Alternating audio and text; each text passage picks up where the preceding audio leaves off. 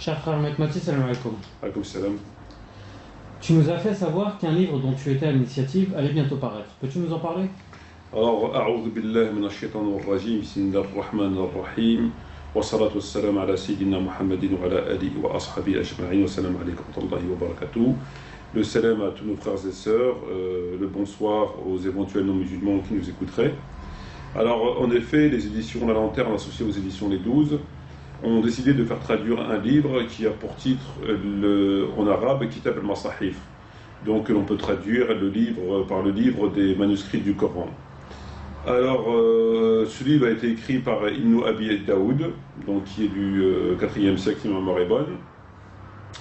Et ce livre est donc en arabe et il n'existe pas en français. Alors, c'est un livre extrêmement important puisque ce livre évoque la question de la compilation du Coran.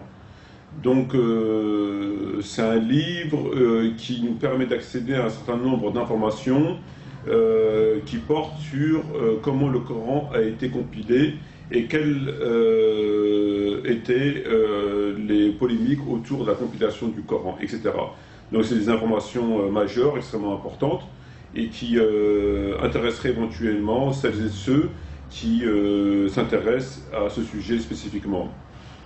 Donc, c'est un livre qui a été traduit par M. Hicham Karoui. Donc, M. Hicham Karoui, j'aimerais dire deux mots à son sujet, étant un chercheur en sciences sociales, un spécialiste des États-Unis et du monde arabe. Il a été journaliste, il a énormément écrit sur les relations musulmans-occident, ainsi que sur le monde islamique. Il a publié plus d'une trentaine, un certain nombre d'ouvrages et beaucoup d'articles. Il est traducteur de l'arabe vers le français et ainsi que de l'anglais vers le français. Il est aussi docteur en sociologie à la Sorbonne Paris 3. Et donc c'est un de nos traducteurs permanents et je peux affirmer que c'est quelqu'un qui a énormément de compétences en matière, c'est un intellectuel de qualité, de talent, puisque ça fait plus d'un an que je travaille avec lui, et c'est quelqu'un qui a énormément de qualité en matière de connaissance de la langue arabe, ainsi que de la langue française. C'est un véritable traducteur qui mérite tout notre respect. Voilà, donc c'est quelqu'un à qui je fais entièrement confiance quant à la traduction de nos ouvrages, et on travaille ensemble quotidiennement, et cela, comme je l'ai dit, depuis plus d'un an. Voilà. Donc j'invite, par rapport à ce livre-là, j'invite les musulmans, enfin tous les gens intéressés par le sujet, à se procurer donc cet ouvrage, le livre des manuscrits du Coran, qui est un livre inédit en langue française et qui est un livre extrêmement important, qui renforce des informations très importantes en matière de compilation du Coran. Voilà. Et on aurait dans cet ouvrage-là des informations quant au fameux verset de la lapidation et d'autres informations qu'on avait déjà commencé à développer dans un certain nombre de nos écrits et dans un certain nombre de nos vidéos, qui ont d'ailleurs créé une polémique au sein d'un nombre de musulmans qui ont trouvé, enfin qui ont été, je ne vais pas dire choqués, mais qui n'ont pas compris un petit peu mon propos en pensant que j'avais dit des choses. Voilà. Très bien, j'aimerais te poser des questions. Dans le titre, on met les feuillets. Pourquoi les feuillets? Alors, en effet, le livre en arabe, il s'intitule, comme je l'ai dit, Kitab al-Masahif. Donc, les feuillets, puisqu'il faut savoir que le Coran, bon, bien sûr, n'est pas descendu, tout le monde sait, n'est pas descendu comme étant un livre, un bloc. Il a été révélé durant environ 23 années, et donc il faut savoir que la plupart des compagnons avaient leur recueil, leur feuille écrit sur différents supports de l'époque, et donc on avait le Coran de Ali, de Omar ibn Khattab, etc.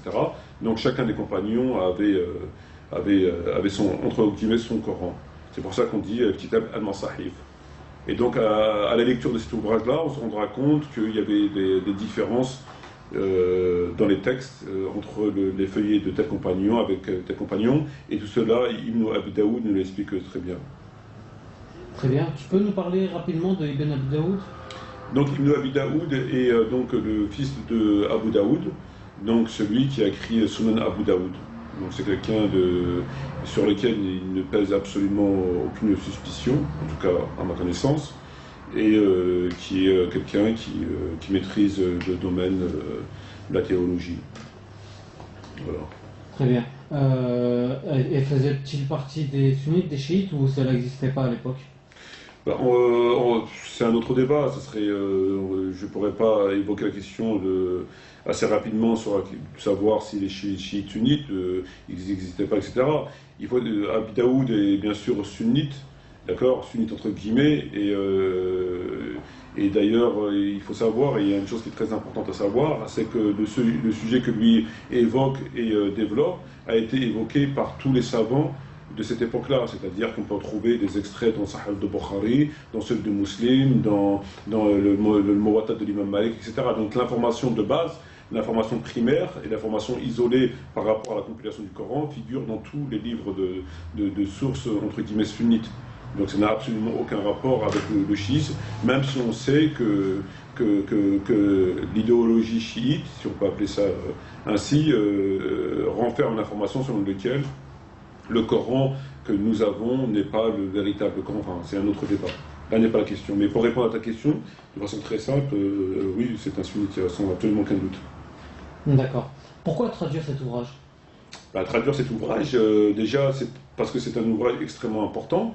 C'est un sujet scientifique, c'est un ouvrage extrêmement important et de référence, et c'est un ouvrage qui n'existe pas en langue française. Et comme beaucoup de gens ne maîtrisent pas forcément l'arabe, donc il est à mon avis très important de le faire traduire afin que les gens prennent connaissance de cette information. N'y a-t-il pas des sujets plus importants, plus actuels que celui-là? Moi, ça fait environ 20 ans que je suis sur le terrain. Donc j'ai écrit 10 livres ou plus de 10 livres, j'ai évoqué différents sujets, et donc je ne vais pas m'éterniser sur le seul et même sujet.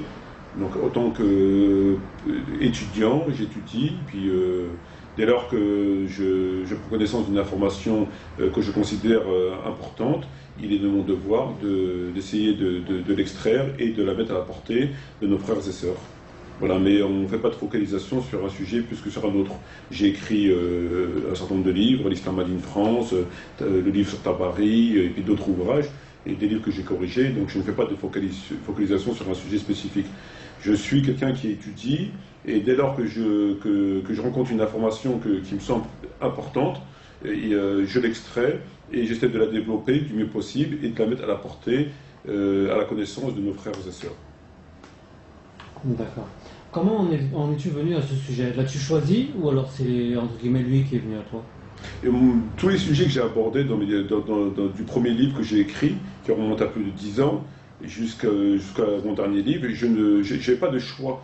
Ce sujet est un sujet qui a attiré mon attention. Ça a commencé par le texte de Bukhari, donc le Sahih de Bukhari, dans lequel on pourra dire que Omar ibn Khattab, il avait fait un khutbah ou un dars, dans laquelle il disait, il tenait les propos suivants selon laquelle le verset de la lapidation a été révélé, etc. Bon, enfin, c'est l'information que j'ai déjà diffusée.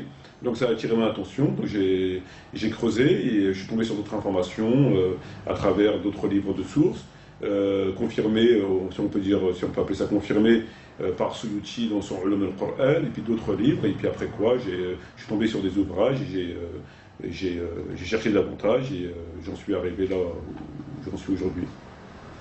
Si tu me permets, frère Mehmati, la plupart de tes sujets se heurtent à la polémique. Est-ce que tu la cherches, ou est-ce que c'est un concours de circonstances? En réalité, ce n'est pas mes sujets qui sortent à la polémique. En réalité, c'est les gens qui sont polémiques. Puisque l'information que je diffuse est une information contenue à la base dans les livres. Donc je n'avance strictement rien, je fais pour ainsi dire essentiellement du copier-coller. Donc en réalité, c'est les gens qui, par ignorance, pensent que j'invente des choses ou que je dévoile des choses que je n'aurais pas dévoilées puisqu'ils n'en ont pas connaissance. et à partir de là, ça donne naissance à une polémique. Mais tout cela est complètement erroné, puisque l'information que je dévoile est contenue dans nos livres de sources. Donc encore une fois, je ne fais que relater l'information et la mettre à la portée du plus grand nombre. Une information qui est dans nos livres de sources, malheureusement qui n'a pas toujours été véhiculée par des savants, et je ne fais absolument que ça, je n'invente strictement rien.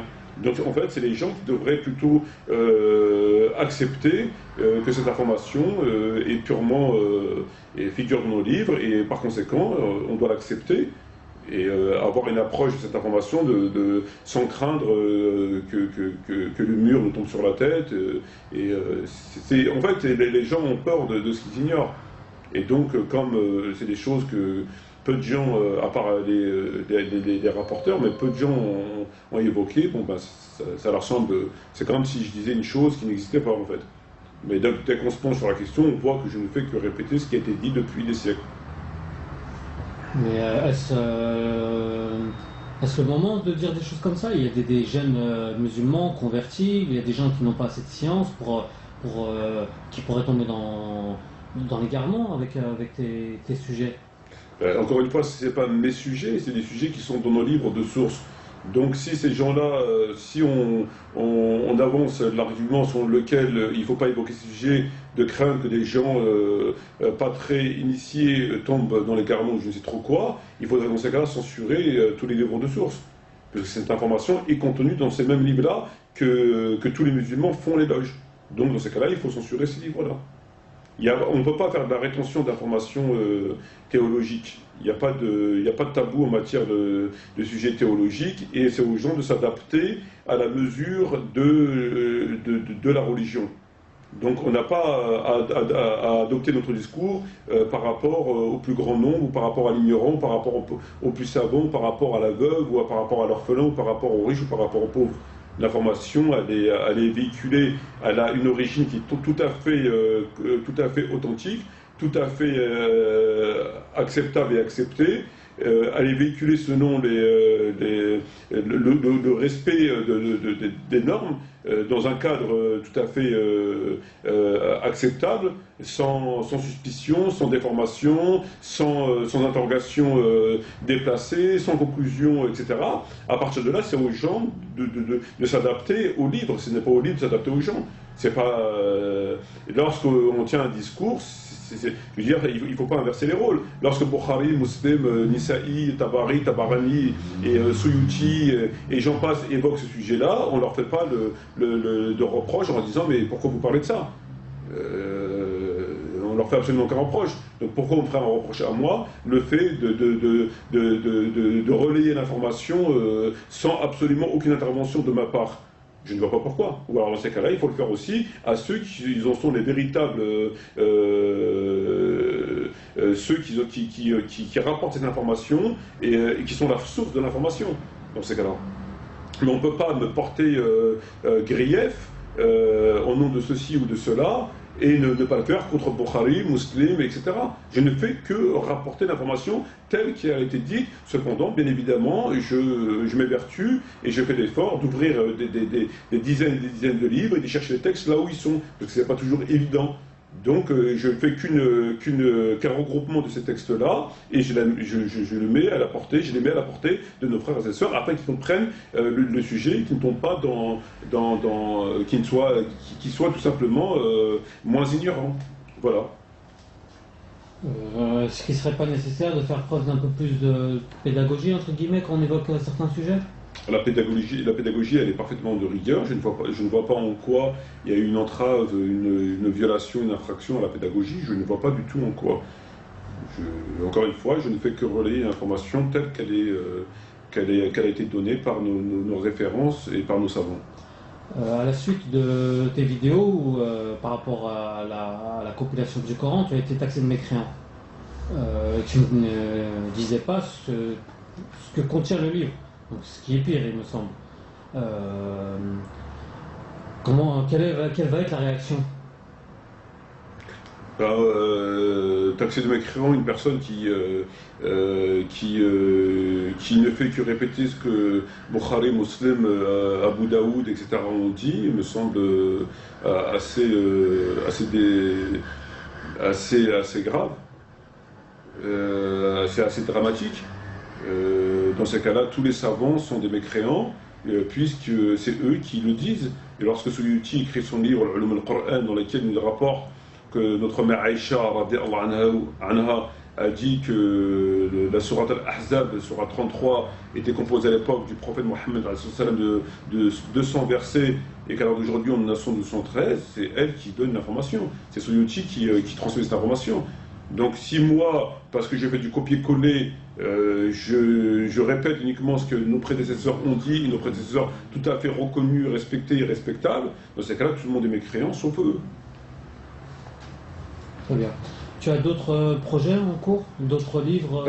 On a effectivement, ce livre s'inscrit dans une série de livres, et on a effectivement pour vocation de faire traduire par notre traducteur, donc monsieur Hicham Karoui, des livres dans ce sens, sur le sujet, et des sujets très très importants qui n'existent pas en langue française.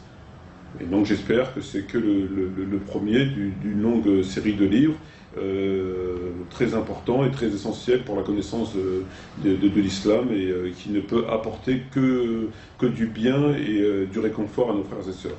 Car le musulman n'a jamais en aversion la vérité. Voilà. Je te remercie mon frère, en espérant que ce livre-là sera à la hauteur de ce qu'il nous fait éprouver actuellement. Je te dis salam alaikum et à très bientôt, Inch'Allah. Je te remercie pour ta présence et je te salue, je salue tous nos frères et sœurs. Merci beaucoup. Shukran jazoulin wa salam alaikum wa rahmatullahi wa barakatuh.